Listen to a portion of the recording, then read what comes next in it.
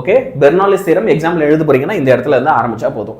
இப்போ ஃபர்ஸ்ட் நீ என்ன எழுத போற, பெர்னாலிஸ் தியரம் படி pressure energy, kinetic energy, potential energy per unit mass இது எல்லாத்தையும் ஆட் பண்ணும்போது சம் பண்ணும்போது வரப்போற ஆன்சர் வந்து நிலையானதா இருக்கும், கான்ஸ்டன்டா இருக்கும். இங்க நம்ம எடுத்துக்கிற லிக்விட் எப்படிப்பட்ட ஒரு லிக்விட், அதை கம்ப்ரஸ் பண்ண முடியாது, இன்கம்ப்ரசிபிள், நான் விஸ்கஸா இருக்கு, ஸ்ட்ரீம்லைன் ஃப்ளோல இருக்கு, அப்போ அதோட எனர்ஜி கான்ஸ்டன்டா இருக்கும். சரியா?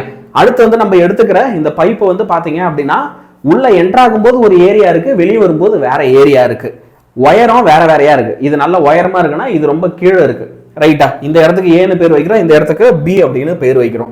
இப்போ நம்ம என்ன செய்யறோம், இந்த மாதிரி ஒரு பைப் எடுத்துக்கிட்டு இப்போ இந்த பைப்ல ஒரு ஃப்ளூயிட் ஃப்ளோ ஆகுது அப்படின்னா எவ்வளவு வால்யூம் ஆஃப் ஃப்ளூயிட் ஒரு குறிப்பிட்ட நேரத்தில் உள்ள போதோ அதே வால்யூம் ஆஃப் ஃப்ளூயிட் அதே நேரத்தில் வெளியே வந்துடும் அப்படின்றத சொல்றோம்.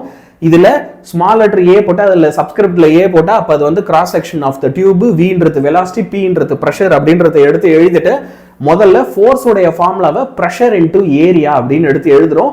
டிஸ்டன்ஸோட ஃபார்முலாவை வெலாசிட்டி இன்டு டைம்னு எழுதுறோம். இப்போ ஒர்க் டன் ஃபார்முலா என்ன, ஃபோர்ஸ் இன்டு டிஸ்டன்ஸ். இங்க இருக்கிறது எடுத்து சப்ஸ்டிட்யூட் பண்ணி மல்டிப்ளை பண்ணணும்.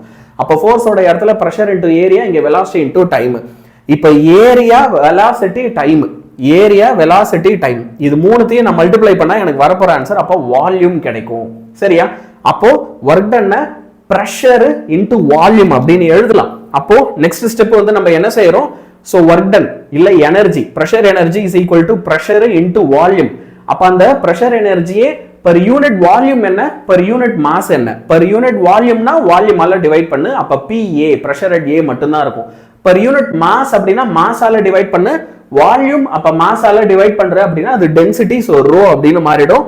திரும்ப அது ஒரு வாட்டி நம்ம என்ன செய்யறோம், எம்ன்ற மாஸ் ஆஃப் ஃப்ளூயிட் இந்த பைப்புக்குள்ள போகுது அப்படின்னா அந்த மாஸால மல்டிப்ளை அண்ட் டிவைட் பண்றோம். அப்ப இந்த வியும் எம்மும் டிவைட் ஆகி எனக்கு வந்து என்ன ஆயிடும்னா rho. So M PA divided by rho.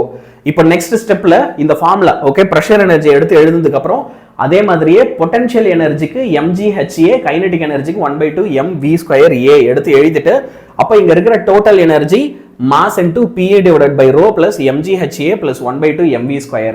இப்போ இங்க ஏன்னு போட்டதெல்லாம் அப்படியே நான் வந்து என்ன செய்ய போறேன் அப்படின்னா பீன்னு எடுத்து எழுத போறேன். அப்போ பீன்னு எழுதிட்டா இதெல்லாம் எனர்ஜி அட் பி. இப்போ நம்மளோட பெர்னாலி என்ன சொல்றாரு, இந்த ரெண்டு எனர்ஜி ஈக்குவலா இருக்கணும்.